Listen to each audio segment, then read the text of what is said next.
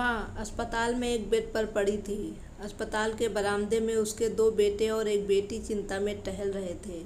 भाई बहन को अपनी माँ के लिए सेहत की चिंता तो थी, लेकिन उससे भी ज़्यादा चिंता इस बात की थी कि अब माँ को अपने साथ कौन रखे। जब तक माँ स्वस्थ थी वो इन तीनों से अलग अपने पुराने घर में रहती थी, लेकिन अब ऐसा करना खतरे से खाली नहीं होगा और ऐसा करने से समाज में तीनों बेटे बेटियों का नाम भी खराब होगा। लोग कहेंगे, देखो कैसी औलादें हैं, बीमार माता को अकेला रहने के लिए छोड़ दिया। 1 घंटे से बिना कोई बातचीत किए वो तीनों अपने अपने विचारों में खोए हुए थे। फिर बहन ने चुप्पी तोड़ते हुए अपने बड़े भाई की तरफ देखते हुए कहा, भैया आप बड़े हैं, इसलिए आपका कर्तव्य है कि माँ को ज़रूरत के समय आप अपने साथ रखें और उनकी देखभाल करें। छोटी बहन की बात सुनकर बड़े भाई ने पहले अपनी पत्नी की ओर देखा और बोला, मैं इस बात से बिल्कुल इनकार नहीं करता कि बड़े होने के नाते मेरा माँ की देखभाल करने का कर्तव्य है, लेकिन तुम तो जानती ही हो कि मैं और तुम्हारी भाभी दोनों ही जॉब करते हैं। ऐसी हालत में माँ के साथ किसी न किसी को हर वक्त उनकी देखभाल के लिए उनके साथ रहना पड़ेगा, जो हमारे लिए बहुत मुश्किल हो जाएगा। बहन तुम तो पूरा दिन घर में ही रहती हो, तुम माँ को अपने साथ क्यों नहीं रखती?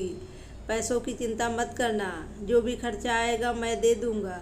सुशील भैया आप तो जानते ही हैं कि मैं माँ से कितना प्यार करती हूँ, लेकिन आप ये भी जानते हैं कि मेरे ससुराल वाले कैसे हैं।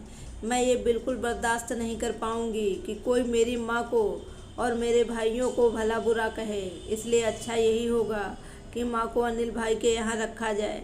बड़े भाई सुशील ने भी छोटे भाई अनिल के यहाँ माँ को रखने के लिए सहमत जताई। आप ये कैसी बातें कर रहे हो? क्या आपने नहीं देखा कि माँ कभी भी मेरे घर 2 दिन से ज़्यादा नहीं रही? उसका मेरे यहाँ मन लगता ही नहीं है, फिर कैसे वो इतने दिन मेरे घर रह पाएगी? छोटे भाई ने अपनी असहमत जताते हुए कहा।